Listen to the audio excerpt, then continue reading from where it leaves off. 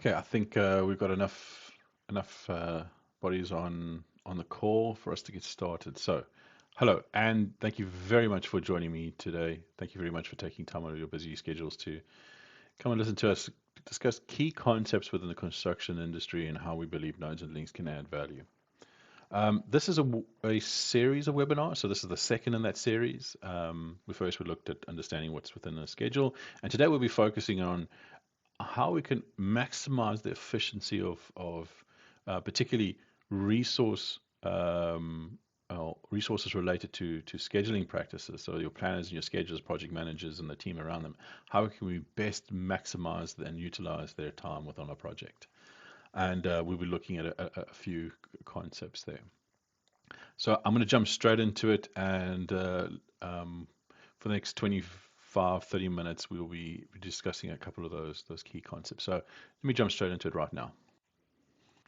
So if you've ever put a team together for a construction project, or you've had to hire on new resources in your project, you would notice that there is generally a large skills gap within the construction industry, and planners and schedulers are no exception. In fact, um, the numbers are quite staggering. I was just looking at some of the numbers online, and for an entry level planner, we're looking at around 60,000 per annum before any sort of benefits were paid, and you know it's quite staggering. It obviously depends on the industry you're supporting, the nature of the project, the location, and the stage in which it's being delivered. The numbers fluctuate, but that's sort of generally the average. And depending when you look, like Glassdoor was 65 to 70 just for your entry level. And if you wanted a senior planner who could actually deliver planning services throughout the entire life cycle of a project, you're looking between 85 and 95K according to Reed. And it even looked and found on job total jobs they offer the service, where they looked at the averages, and the average was 99,000 per annum pounds UK for a senior planner to deliver those services. So um, employers are willing to go a long way to provide these different resources on projects. And the empirical nature of projects means that sometimes they can charge large on high volumes, a lot for their services, as they move between projects.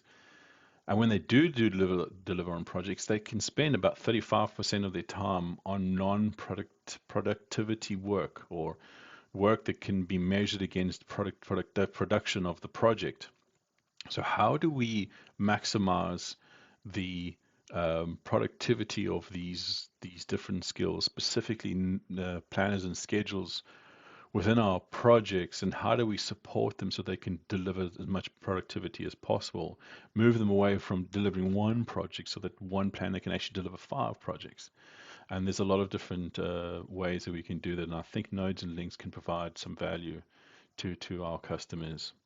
To discuss that, I want to discuss four different key, or 5 different concepts. Um, I'm talking about schedule visibility, so being able to make the schedule visible for all. Talk about disruption, specifically of the project planner. We're talking about the modernization of reporting options we have within the industry, and where AI's role is this in the whole planning and scheduling service. And time permitting, we will look at nodes and links in action. And I'd like to show you a specific area around the modernization of reporting options and where we can add value. But let's start off with we can jump straight into visibility.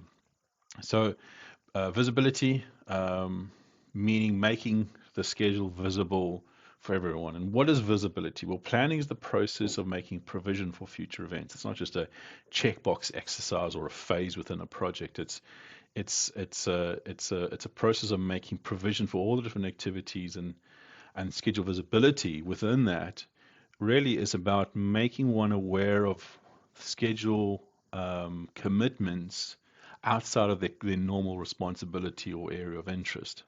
Example being, I don't know, pre-commissioning, preparing their teams, knowing that construction is going to finish on a particular day in a particular area. Um, the mechanical guys installing a pump. They know when is that pump going to be delivered. It's a long lead item. Things are going to happen along the way.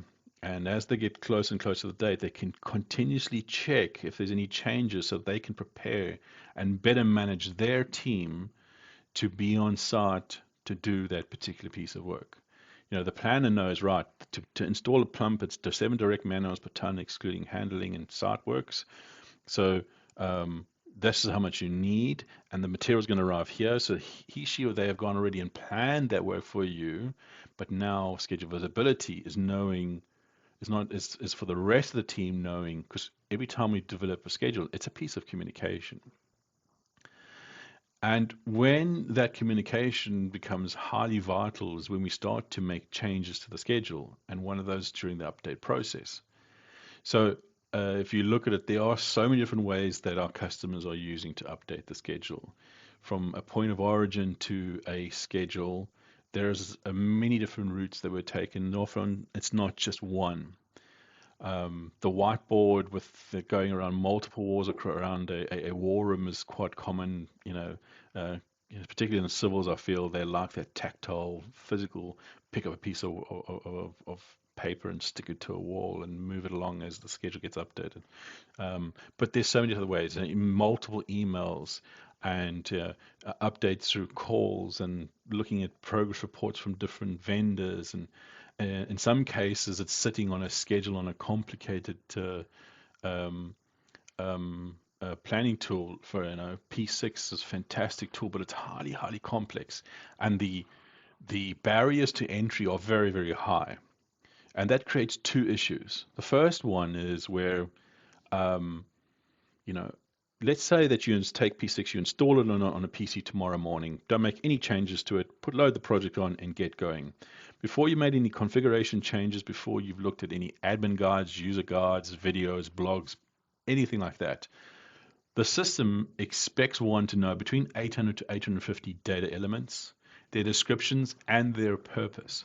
So it is a highly, highly complex tool designed for planning projects. It does very well with that, but it's very, very complex. So the barriers of entry are very high.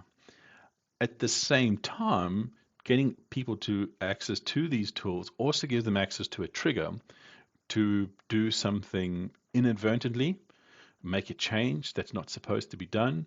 So we're giving, teams access without, if you can go and block some of these things with lots and lots of security, but it's high risk. So you are putting putting your team into a very complex tool and saying don't touch the 1,000 red buttons. It's things are going to go wrong.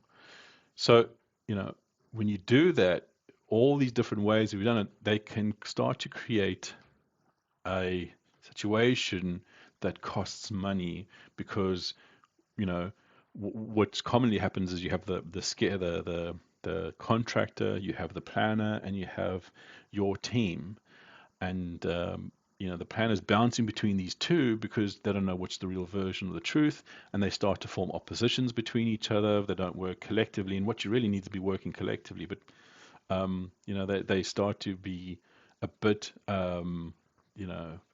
I don't know what the right word would be, to push back because they don't understand there's confusion, and that confusion creates mistrust, and that mistrust creates fear, and they don't start to work together anymore, and then the plan unfortunately is then bouncing between trying to share information backwards and forwards.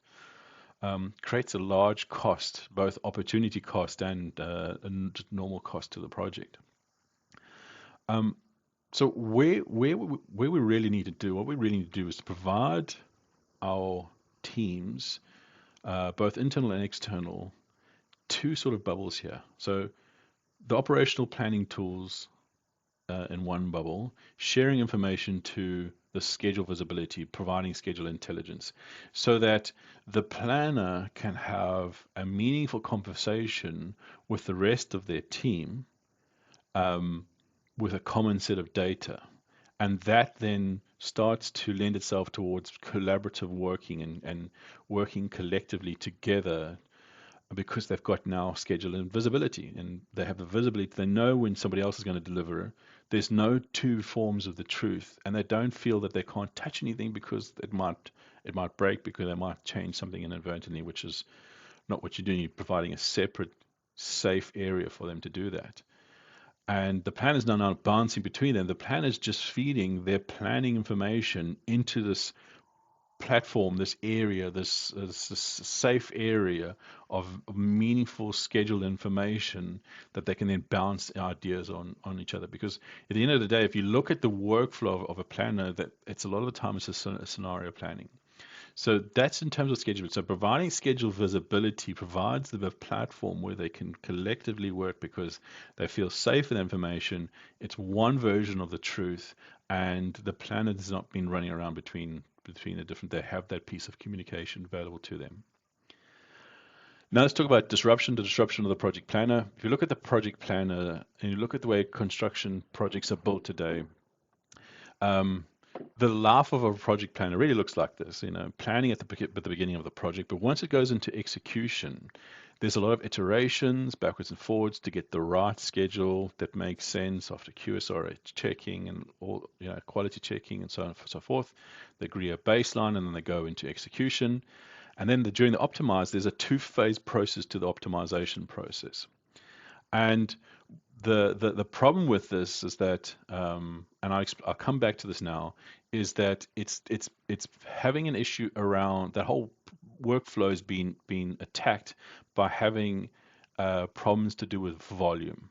And when I talk about volume, I'm saying if you take the general construction of a project, the way that the team dynamic has been set, you have a project manager or construction manager brings on the rest of the team, and including that are contract managers.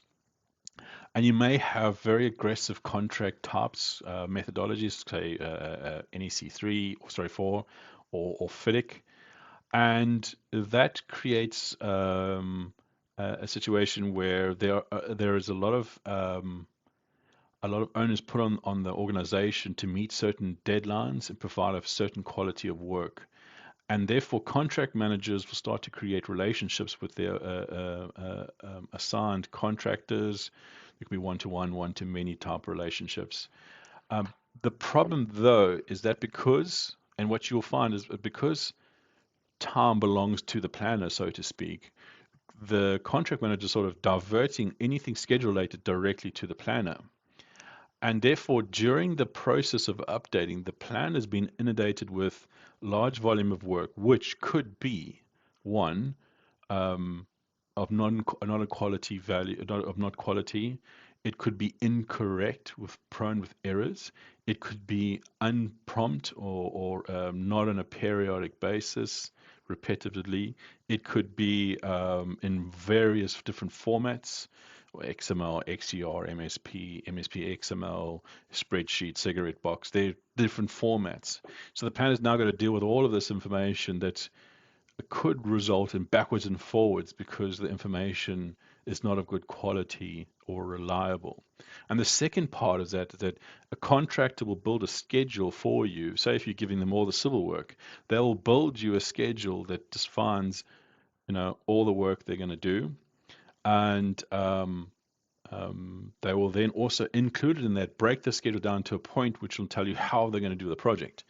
Now, in your main schedule, you don't really care about how you build the project. You just care about those key commercial dates, the project financials, the project key reporting dates, your interface dates with multiple vendors.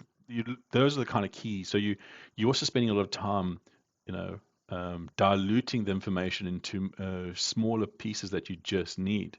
You know, NEC4, fantastic clause 32 will say, right, you need to provide all this information, an update, plus how you're going to deal with delays, plus how you're going to deal with changes and that. So they are required to provide this volume information, but then you spend a lot of time having to try and dilute this down, assuming that the information is of quality. So you get the situation then where you have two phases. Your phase is just to gather the updates from the project teams, so internally and externally. And then you go through an optimization where you reforecast before you execute. So maybe you are the main contractor to the customer. You got to do the exact same thing. You got to provide a clause 32 update with all your reasons for delay, changes, reforecasts, how you're going to manage changes, etc. So you get to these two fronts, and during this process, you're highly strung out. You are doing lots of information, and I am of the opinion, and this is my own personal opinion, that the average planner cannot handle more than 50 tasks at any given time. So if you have a schedule that has more than 50 tasks, my recommendation is to start hiring a second planner to do the work. Because if you take, for example, P6, for example, you have makes no difference about 230 columns or fields of information that go for each task. Take away 30 for recurring baselines and features you don't probably use, progress reported, and so forth. Let's call it 200. So you have of 50 tasks, you have a potential uh, farm of 10,000 moving parts within your schedule. And if you have more than that 50, I think you start to see the common issues we've seen in the industry where those schedules are not updated. You start to lose quality of the updates. You compromise quality of a volume. That then they start to get into situations where the schedule just updates the actual dates, a percent complete for duration and physical, and maybe a couple of resources. But you forget all the other concepts and things that you need to do within the schedule because it's just too much information. So, we need to try and find ways that we can assist those planners. And this is what that workflow looks like, is that they'll be spending time collecting information from both external and internal for up to phase one. And if it's not going through the project, the contract managers, the planner spends a lot of time trying to get the right information correct from everyone. It gets better over time, but there's just so much volume during that process that they have to break it up into two phases, run the QSRA, and then it goes into phase two. So for and I ran a server recently, and the server came back. It takes a couple of days a couple of hours to a couple of weeks to update small schedules. Um, you know, I think the ones that didn't respond to my survey were the ones who were still busy updating their schedules. You could have a situation where for the next 2 weeks you haven't got any feedback from the schedule, any communication from the schedule on new dates because you're still in the process of the two-phase update. Um, so we really need to find ways to support the customer, and one of the ways is to include AI and let AI do a lot of that backwards and forwards for you. So what I mean by that is that, during this process of 2 weeks, um, the inspectors will want to know when you are doing the welding or NDE, or when you're doing a specific task, so they can go and get themselves into site, and they'll ask you, "Oh, won't you run me a schedule? Do print me out a PDF schedule of all the key dates for these equipments." Now the planner has to stop what they're doing, go and run that, give it to. So what if we could take that piece of the workflow away from having the planner to do and say, right, all of you can self-serve yourselves that information, asking it in a natural, normal language, and that's where nodes and links, I think, can really add a lot of value um, within that whole workflow. Protecting the planning manager to go and do the work of planning projects and updating projects by having that buffer around them, so that both the contractors, the rest of the team, the construction team, even maybe the customers don't have to ask the planning manager information about schedule. They can self-serve. They can go to an agent and ask it, like in a form of chatbot, and we all use chatbots these days. When is this going to happen, and get that information. And I think that's where nodes and links can play add a lot of value in the terms of planning disruption. Next one is modernization I'd like to talk about. And modernization, the whole construction industry is an industry that doesn't really spend a lot of money on software. So I'll give you an example. Here in the UK, it's valued, the construction industry is valued about 140, obviously. Most of those infrastructure and civils, um, they it's a value of 140 billion. They'll only spend about 1.5 billion on software, so less than 1% will go towards software. Where if you compare it to the banking industry, spend its value about 126 billion. They'll spend about 4.5% on software. I think there is an opportunity to reduce that burden of disruption, include schedule visibility by looking at the modernization of software that is available, and one of them being nodes and links. And if you look at the whole progress we've made in towards scheduling, I remember when I first started planning, we used to call a document book called a PEB, a planner's execution, sorry, a project engineer's Bible, if I remember correctly. Yeah, project engineer's Bible. And basically, we'd have dividers for every section for schedules, for specifications, drawings, bill of materials, procurement plan, health and safety, key documents, correspondences. We'd have this file put together. I was in the Middle East at the time, so on a Thursday, all our project engineers, we would all be standing by the printer, printing all the stuff out into these A4 files, one for every project. So that it was weekend on Friday, Saturday. So the Sunday, we'd all get together around this massive table and talk about these projects, and we'd be able to answer any questions they needed because we had the information available to us in this book, which is really, but ultimately, it was because we had so many different audiences that needed to have information. We needed to print so much and build these books out. But we started, I mean, back in those days, we started to have Quattro Pro and Word. Microsoft Word was coming out with a little clipboard clip that would help you build these things. But you basically, what you could do is you could take that information and like on a spreadsheet and build a little graph for it. So we had a lot of computer-aided design, and that got more and more modern as time went on, and there was more, specific process tools that helped us to do that.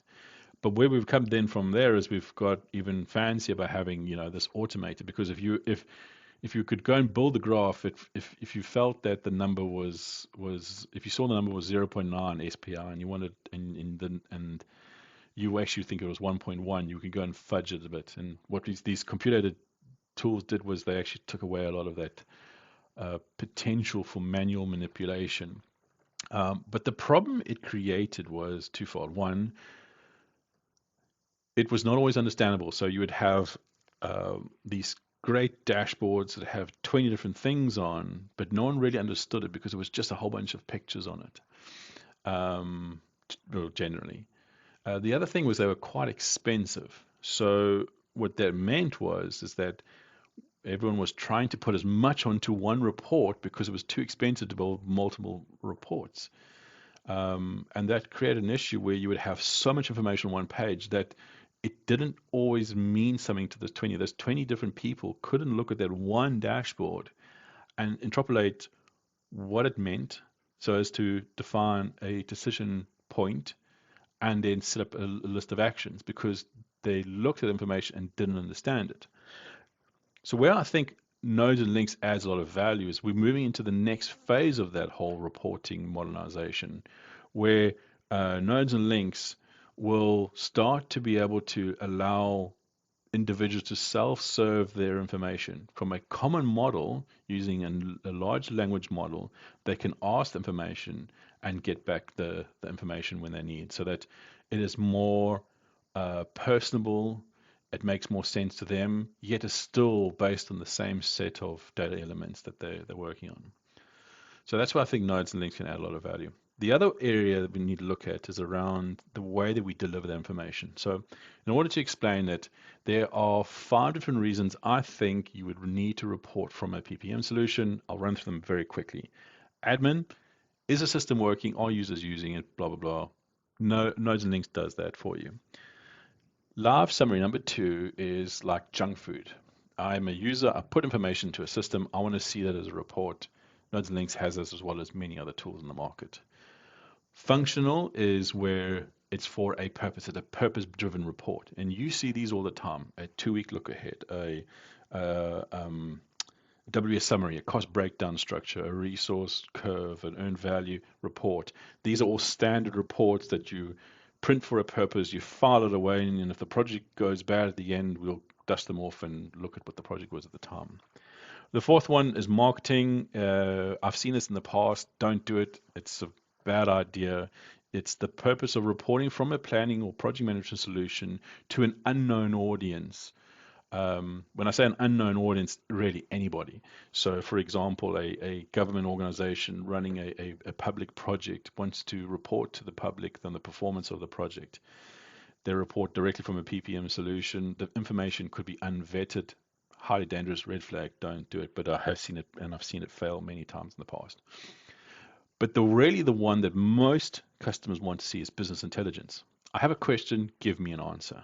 And what resulted from that is systems that do two things. One is where they have executive reports, so you hire a bunch of consultants or your own team put together, and they'll go along and do an executive report that could be shared with key stakeholders within the project.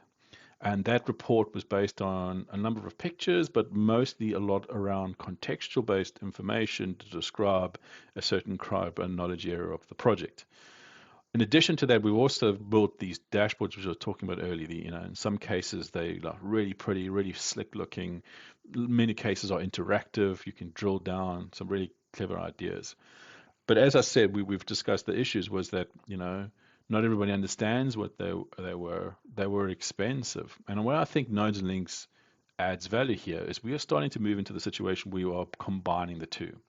And I'm going to show you very shortly how Nodes and Links can build an AI-based report that shows the graphics and then in normal language can interpret that information. So that's really where we're talking about the AI era of modernization of reports and how we can get Nodes and Links to self-serve that information to the 20 different audiences rather than trying to put everything on one. And that's really where I think one of the major roles of AI in this industry. We manage $1 trillion portfolios based on every day based on software from the 80s, and I think there's a change happening. And we all know AI. We use it every day. I use it every day. A lot of us. It's no longer a fad. It is here to stay. It's already part of our everyday lives. It's the next progression in advances, and where I think AI's specific role in construction is threefold. So engineering design, construction efficiency, and operational excellence. I personally feel that engineering design is leading the way at the moment, and the way AI is really revolutionizing the way that we select materials, make choices on builds, look at scenarios around early planning. I notice over a lifetime that your construction phases are getting smaller and your engineering phases are getting bigger. Measure twice, cut once.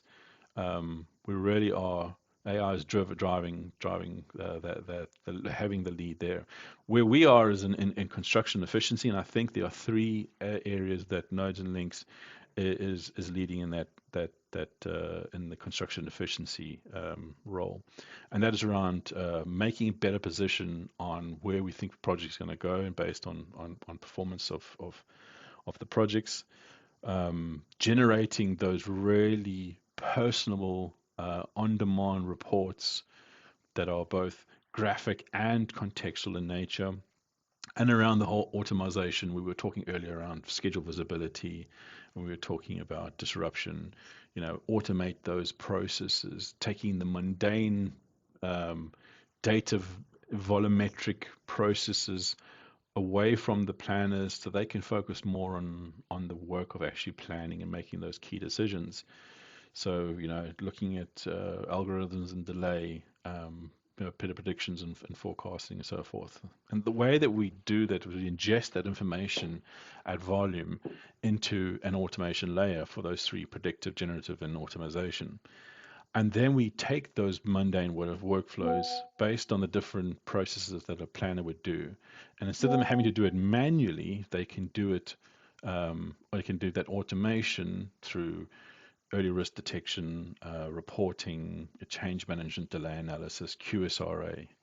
And that's where Nodes and Links can really efficiently improve the utilization of your scheduling team as well as the rest of the team on an organization. And if you were to look at it from a top down, this would what nodes and looks would look like is you would have these areas. So you would have your predictive side on the left for new work. You would have a generative work side for work in progress. And on the top, you would have portfolio management, which really is about making decisions on projects that to start with, but more importantly, making decisions on not to scrap projects. So if you have an early stage project that's behind schedule, do we scrap it? But if every day, every month it's getting improving, maybe it's something that we should need to stick around with and focus on. So that's the whole portfolio management, together with our ability to visualize the complexity of the neural network and then the schedule, make it available to anyone. Um, really provides a platform for efficiency within the utilization of your resources on, but particularly knowledge resources on your project. So let me switch over to nodes and links, and I'll give you a 2-minute look at what it looks like. And what we'll do is I'll look at how that automation of the reports work using AI reports, nodes, and links. Okay, so I'm in nodes and links now, and I'm looking at my portfolio, and my portfolio can be broken down into very different levels. In this case, I'm going to take one example of a project here, and I'm going to pop over to the home. And now this is looking specifically at one project, and I'm going to go over to my AI reports. So, as discussed, bridging the gap between those executive narrative-based reports and then the dashboard showing multiple different graphics in one place. I should add a report here in front of you, and at no time do I need to go and do anything. I can just go take any report here. I can base it on this particular area, knowledge over the project. I need to go progress and delays. I'm going to look 30 days in the past, 30 days in the future. I'm just going to go look just a general overview. And without having to do any complicated design or export information to large volumes of rows and columns and then produce a set of values, which are then going to create a graph. I'm going to show you now within a few seconds, I can let AI go and interpret my schedule where it understands the concept of WSs, percentage completes, activity names, network logic, um, dates, etc. Take that information, crunch it, and produce me an executive report. But now this executive report, whilst it has a lot of this contextual information, it's also going to include graphic information. So here I can see an S-curve that shows my planned values, both early and late, as well as my actuals, and this project's coming to a completion.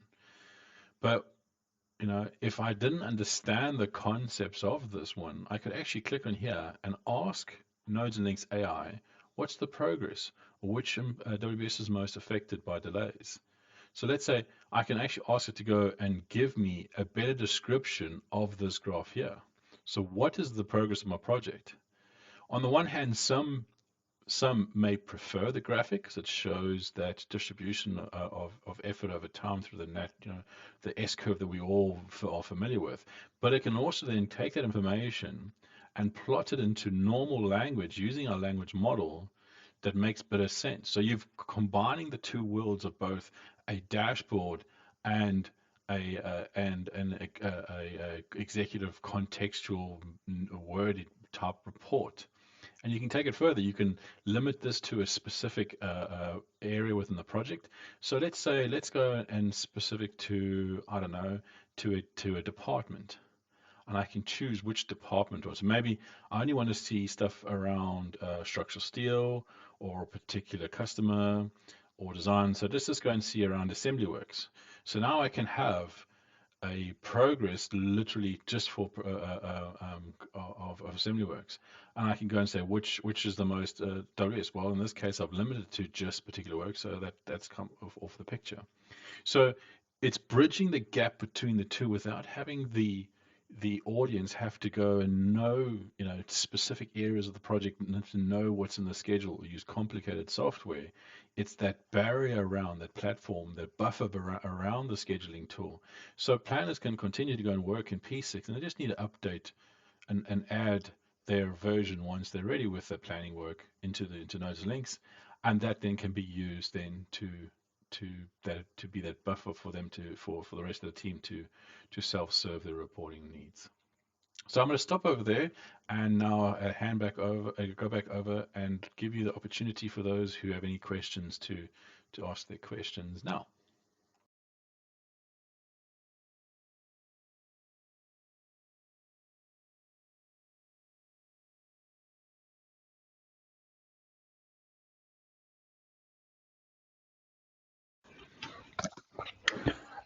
Right. Just I'm going to stop there. As I think there's a few of you on. If you're comfortable to ask any questions, please pop yourself over now and ask any questions in the chat box. So on your screen, at the top of your screen, there should be the option to add a chat. If you just pop in your question there, and I'd like to answer any questions that you may have, and I'll just keep an eye on it. Whilst we're waiting for that, there's obviously a number of events that we have planned for the rest of the year. This is again a series of webinars. The next one we hope to run hopefully next month is around how we can improve site safety through good scheduling practices. We're also at the AACE convention next week in Los Angeles. So if you're anywhere in the area, we'd love to hear from you. Just do drop by. I don't see any questions so far.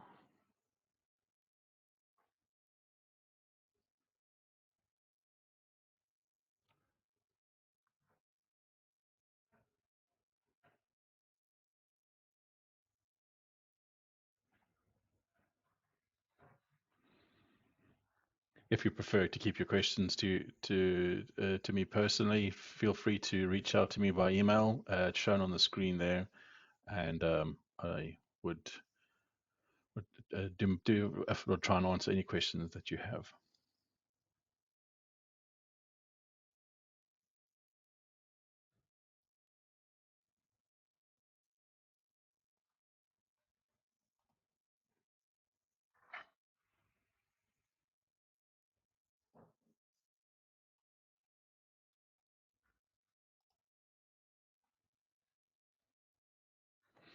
Okay, got a question here. The question is, how would this be different to how you would report as a schedule back in the day?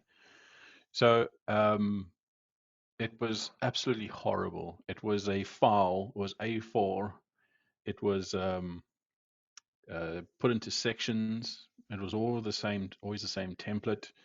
You have the purchase order in front. You would have your schedule. You would have your bill of materials. You would have specifications, changes, anything of the sort. So that when the rest of the team, because you would be and around the table, we would be having, you would have QA, you would have inspectors, you would have supervisors, superintendents, you would have heads of department for HR, finance. You would have, you would have really a big, we would have these once-off meetings that we try and get through quickly at the beginning, and would be done once a week. Um, um, Really, how this has changed is that we had the ability to use spreadsheets back then. I'm not that old, but where it's changed is that the number crunching, the repetitive nature of reporting means that you're doing the same thing. You have a template spreadsheet, you have the download of the data, and you spend time pulling information, building the report. But having that buffer around your planning tool to do that for you, we try to save at least 10 hours per person per month, but through this automated reporting. So just one process, we can save you 10 hours a month. Um, and that really there is it's taking the mundane work so the planners can spend more time doing the thing of planning. So the way it's changed is that the development of the reporting is really becoming automated. Some of the customers have really great ways of how they're doing the reporting, but they focus more towards the contextual executive type report, or they focus directly towards the, the intelligence reports, putting in different ways to like a Power BI or whatever. But really, you want that collective place so that you cater for all 20 different people in your audience, not just for one. Okay. Hopefully, I've answered your question. Write to me if I didn't get it wrong. The next question: the system shows the figure. How client or contractors vary accuracy? So the way that you report to a customer is very important, and you generally have your contractors reporting to you. So if you look at the structure in which we deliver look at the farm, the supplier farm, that's growing all the time. There was a study done by EC Harris, I think it was in 2013. Fantastic. Go online and find it. They did it for the UK government, and basically they said for your average build project, so that's a $25 million project for a building. It is not uncommon to have 50 to 70 contractors. So you, that farm of suppliers, and these are tier two contractors, supplying information to you is a lot.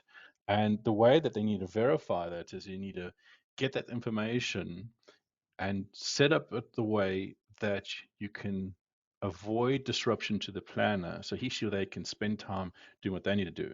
And the way to do that is there's already a relationship between your contract manager, or we call them CAMs, and the supplier. And what we need to do is move away from the CAMs or contract managers just dumping the information to the planner.